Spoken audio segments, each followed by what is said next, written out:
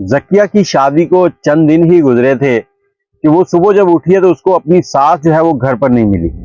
उसकी सास सुबह नमाज के बाद वॉक पर जाती थी और सब बच्चों के उठने से पहले पहले वो घर वापस आ जाती थी, लेकिन उस दिन वो घर नहीं आई। सब सुबह का नाश्ता कर रहे हैं तो उसने सबको कहा कि अम्मी अब तक नहीं आई, तो उनका पता करना था। सबने खामोशी से अपना नाश्ता किया, कोई जवाब दिए बिना चले गए। अब 2 घंटे और गुजर गए तो जकिया ने अपने शौहर को फोन किया कि अम्मी अब तक नहीं आई, तो आप उनका पता करें। अब शौहर ने आगे से गुस्से से कहा कि मुझे दफ्तर में हजारों काम होते हैं, ये कोई तरीका है फोन करने का? आ जाएंगी अम्मी, को बच्ची तो नहीं है, इधर ही कहीं होंगी बाहर। जकिया खामोश हो गई और कुछ देर गुजरी तो उसको चैन नहीं आ रहा था। अब उसने अपने ससुर को फोन कर दिया। ससुर को फोन किया तो फोन करके कहती कि अब्बा जी, अम्मी अब तक घर नहीं आई, सुबह वॉक पर गई थी और इतना टाइम गुजर चुका है, कभी वो इतनी देर बाहर नहीं रही, तो आज घर नहीं पहुंची, उनका पता करें। अब शौहर ने भी उसी तरह गुस्से से जवाब दिया कि बेटा, तुम्हारी माँ जो है वो कोई बच्ची तो नहीं है, वो आ जाएगी, इधर ही होगी, कहीं किसी सहेली के पास बैठी होगी, किसी के पास बातें कर रही होगी, पहुंच जाएगी घर। अब जैसे ही उसने फोन रखा ना तो घर पे उसका देवर बैठा था। देवर ने उसे मुखातब किया, भाभी आप तो पूरे पाकिस्तान को फोन किए जा रही हैं, ऐसे लगता है जैसे मेरी अम्मी जो है वो 3-4 साल की बच्ची हैं, वो गुम हो गई हैं। अब जकिया जो है बड़ी हैरानगी से देख रही थी कि दोनों बेटे और उनका बाप जो है वो ढूंढी हुई है जकिया की सास को।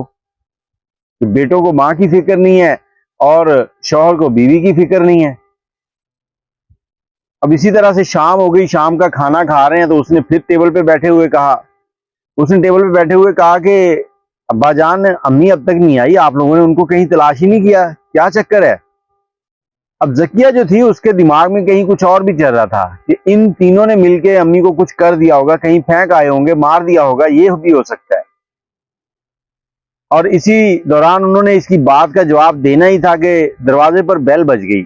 जैसे ही बेल बजी तो उन्होंने कहा कि जाओ जाके अम्मी से मिल लो, आ गई है तुम्हारी माँ, गले मिल लो उसके, दिल भर के, ताकि तुम्हारा दिल जो उदास हो गया ना वो टेंशन खत्म हो जाए।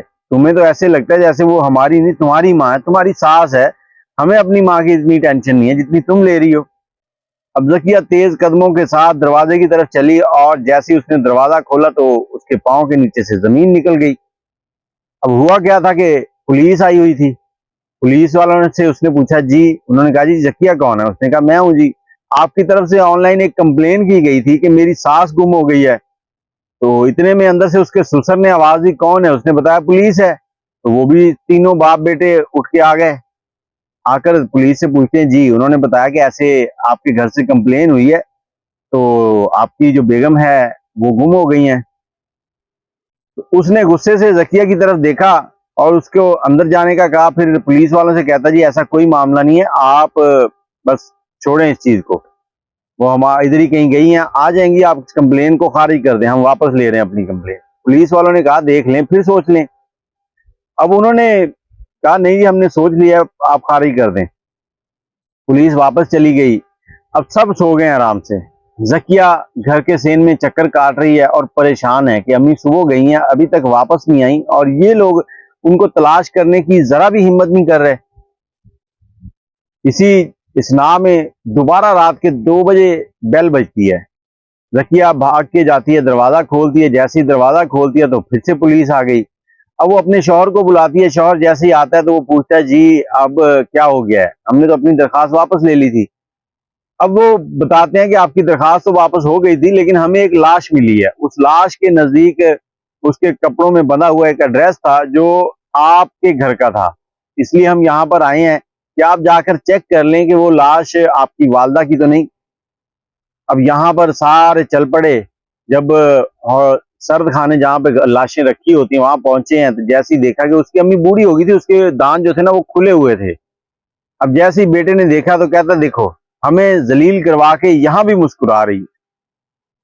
अब पुलिस वाले ने ये बात सुनी तो बड़े गुस्से में बोला कि क्या बदतमीज बेटे हो तुम, तुम्हें समझ ही नहीं है कि माँ का क्या एहतराम होता है? माँ मर गई और तुम उसे जुत्ते मार रहे हो कि मरने के बाद हमें जलील करवा दिया, यहाँ दांत निकाल रही है।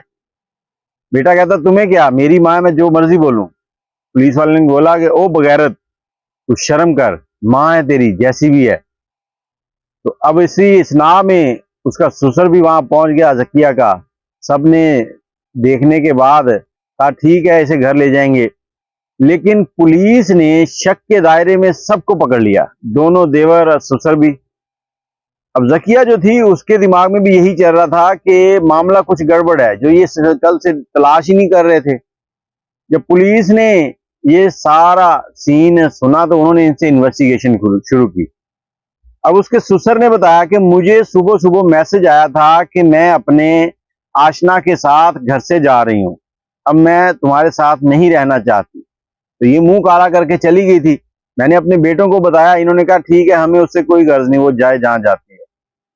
अब 50 साल की औरत, जिसको इन लोगों ने ये यकीन कर लिया उसके मैसेज के ऊपर कि वो असली था, लेकिन पुलिस को और जकिया को यकीन नहीं आया। जकिया इस मामले के पीछे लगी रही। अब जकिया ने पुलिस की मदद से पूरी इन्वेस्टिगेशन शुरू करवा दी।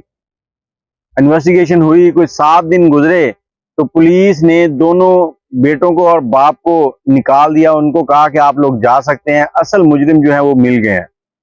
अब एक छोटा बेटा जो था बड़े गुस्से में बोला कि मैं देख लूंगा तुम लोगों को, तुम लोगों ने हमें बेगुनाह 7 दिन जेल में रखा है।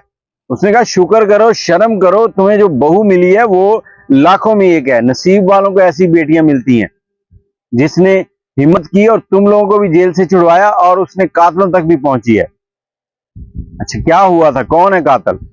तो पुलिस वालों ने बताया कि ये औरत जब वाक पर निकली है तो एक ऐसे गिरोह के हाथ चढ़ गई जो लोगों के आज़ा निकालता है, आंखें निकालते हैं, गुर्दे निकालते हैं, दिल निकालते हैं। उन लोगों के हाथ चढ़ गई।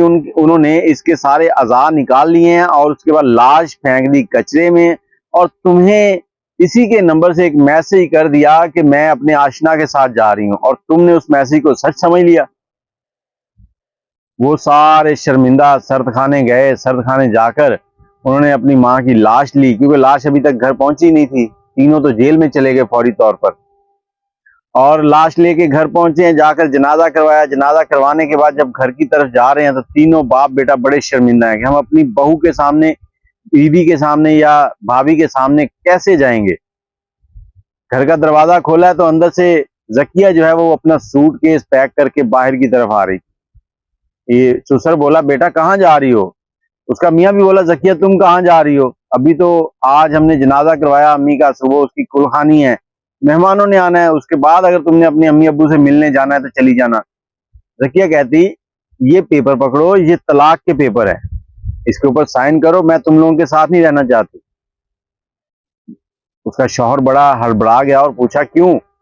जकिया कहती देखो तुम लोगों को शर्म ही नहीं आई, तुम लोगों की माँ थी, इस शख्स की बीवी थी जिसके साथ उसने 50 साल गुजार दिए थे, और उसकी इस उम्र के अंदर उसके एक मैसेज बेशक उसी के नंबर से आया था, इसने उस पर यकीन कर लिया, उसको तलाश तक करने के लिए नहीं निकला।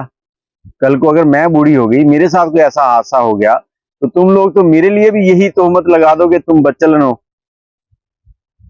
तो जकिया ने उस पेपर्स के ऊपर साइन करवाए और चुप करके अपने घर चली गई। अब यहाँ पर इन लोगों की मोहल्ले में इतनी थू थू हो गई कि अब इन लोगों के रिश्ते तक नहीं हो रहे थे, कोई इनसे सलाम तक नहीं करता था कि ऐसे लोग बेवफा हैं कि जिन्हें एक मैसेज के ऊपर यकीन आ गया। इन्होंने अपनी माँ की वफादारी नहीं देखी जो इतनी उम्र उसने इन लोगों के साथ गुजार दी थी। और यहाँ पर मैं आपको बताता चलूं, जो कहानियां होती हैं जब ये बनती हैं तो ये किसी न किसी असली मौजू की वजह से बनती है। कोई ऐसा वाकया पेश आया होता है तब ही कहानियां जन्म लेती हैं। हाँ, कहानी में थोड़े बहुत मोड़ होते हैं जिनमें थोड़ा बहुत ट्विस्ट डाल दिया जाता है, लेकिन वो हकीकत से 100% नजदीक तर होती हैं। आप भी अपनी राय कमेंट में जरूर दीजिएगा, कहानी को शेयर कर दीजिएगा ताकि हमें भी अपने साथ रहने वालों की कदर हो सके। कैसे किसी के ऊपर इल्जाम लगाया जाता है ये भी समझ आ जाए। दुआओं में याद रखिएगा। अल्लाह हाफिज।